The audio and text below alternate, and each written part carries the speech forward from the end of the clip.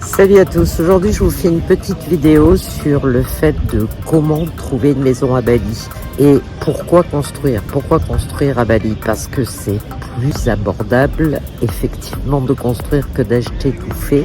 Premièrement, il faut savoir qu'on n'achète jamais le terrain en Asie, ni même en Indonésie, ni même nulle part. C'était pareil au Vietnam, en Thaïlande, partout. En fait, c'est un leasing sur 25 à 60 ans. Ça dépend du prix que vous voulez y mettre. Évidemment, 25 ans, c'est moins cher. 60 ans, c'est plus cher. Personnellement, je me suis lancée, je suis passée par un intermédiaire, d'où l'intérêt d'aller sur place. J'ai eu la chance d'être chez une amie à Bali qui avait acheté une maison déjà. On entend les avions, excusez-moi.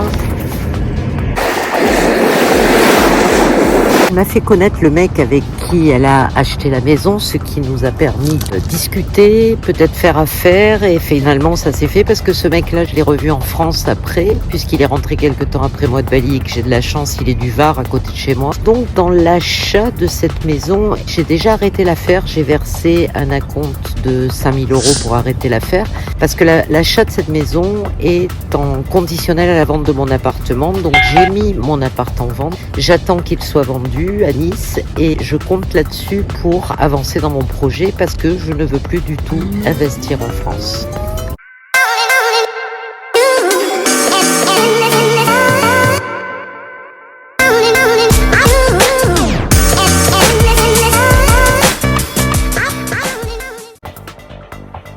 Une fois que j'aurai vendu l'appartement, il faudra que je verse un acompte de 30% de la somme. Vu que la maison va coûter 99 000 €, j'aurai 30% à verser dès que j'aurai les fonds pour attaquer la construction.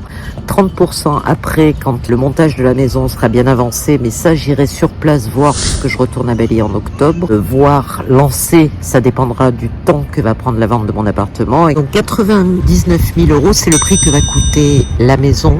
La location du terrain pour 25 ans, qui pourrait éventuellement être reconduite dans 3-4 ans, mais ça je vous expliquerai comment. Peut-être que je pourrais gagner 10 ans de plus, à savoir une location sur 35 ans. Bon, vu que j'ai 60 ans, c'est pas trop grave en même temps, et les enfants en feront ce qu'ils voudront après.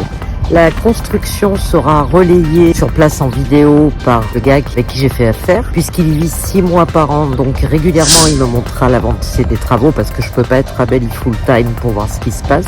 Comment dire, la gestion sera aussi faite par son agent qui lui vit à Bali à l'année. C'est d'ailleurs lui qui gérera le bien après sur place une fois qu'il sera construit.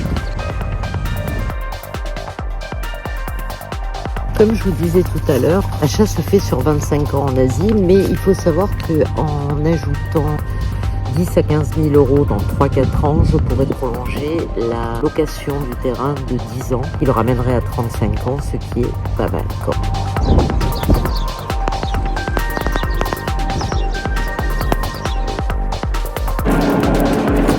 Pourquoi j'achète à Bali? Ouais, j'ai un petit papier, c'est pour rien oublier. Pourquoi j'achète à Bali? Parce que c'est un investissement purement qu'une maison à 100 000 € en France, jamais tu l'auras, quoi, surtout avec piscine, 200 mètres carrés de jardin, 80 mètres carrés au sol.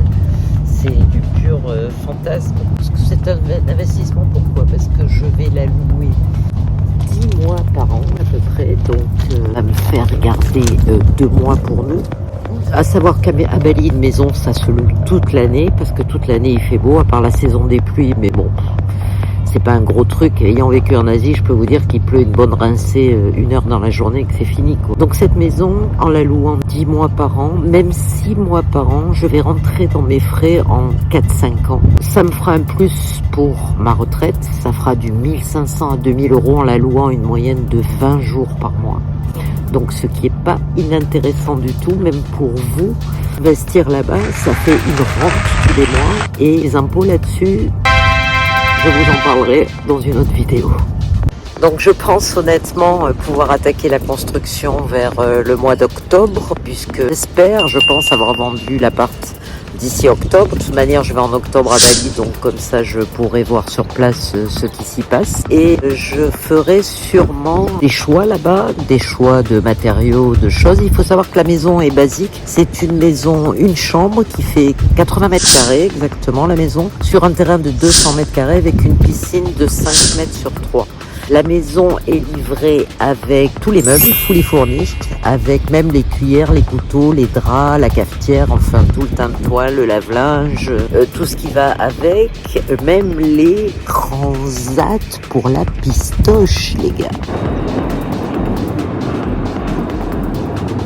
Alors, ce qui est sympa là-bas, c'est que les frais de notaire sont pas chers. Les frais de notaire vont être aux environs de 1000 à 1500 euros.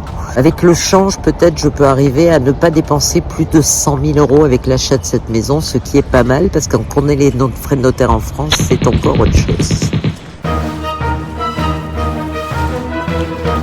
Alors, comment va se passer la gestion? La gestion, j'ai un mec en permanence là-bas qui va gérer la maison à l'année.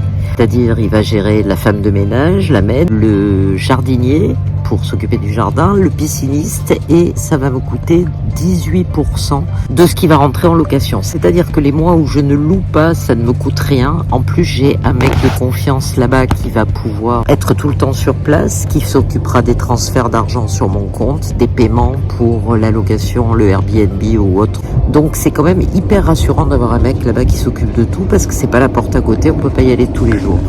Donc en conclusion, je vous dirais que c'est vraiment un pur investissement que je fais là, parce que je veux y aller quand je serai plus âgée, quand je serai à la retraite plus souvent, et que je ne veux plus du tout investir en France parce que ça ne me coûte que de l'argent, des charges, des trucs et des impôts et des machins, et que pour moi c'est fini tout ça.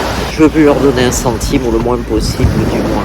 En attendant, je suis à donf sur la vente de mon appartement. Je suis en train de m'en occuper sérieusement. J'ai refait faire tout l'intérieur, les vitres. Je vous ferai un house tour quand tout sera en place.